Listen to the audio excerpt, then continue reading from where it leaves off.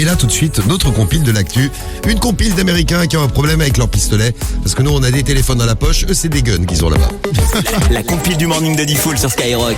Et oui, et on commence avec la place numéro 3, notre top 3 de la compile de l'actu. Numéro 3. Numéro 3. Ouais, un véritable champion aux States.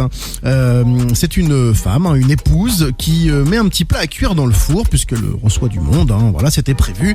Et à un moment donné, il y a une énorme explosion. Poum. Il y a une balle qui part.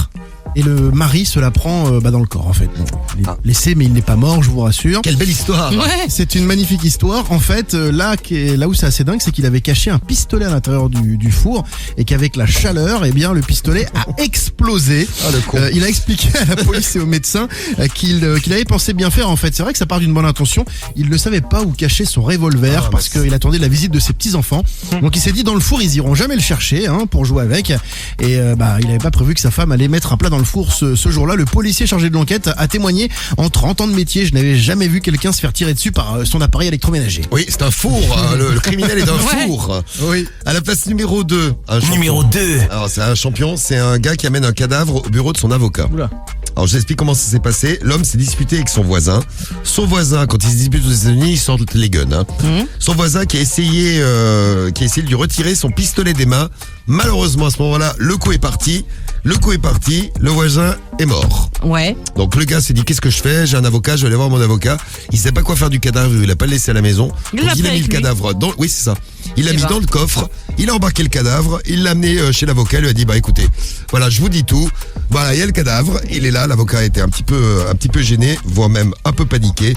Il a appelé directement la police et a plaidé la légitime défense et l'accident. On n'en sait pas plus, on vous tiendra au courant de la suite de cette magnifique histoire avec un cadavre dans le coffre et chez l'avocat. Et la place numéro 1. Numéro 1. C'est vraiment dangereux les armes, ça on le savait. C'est un mec de 38 ans qui s'est malencontreusement blessé. Je vous explique. Sa femme est là dans la voiture, il sort faire une course, il rentre dans la bagnole assez rapidement, il était visiblement pressé. Et là, paf, un coup part et lui traverse le zigougoui. C'est horrible.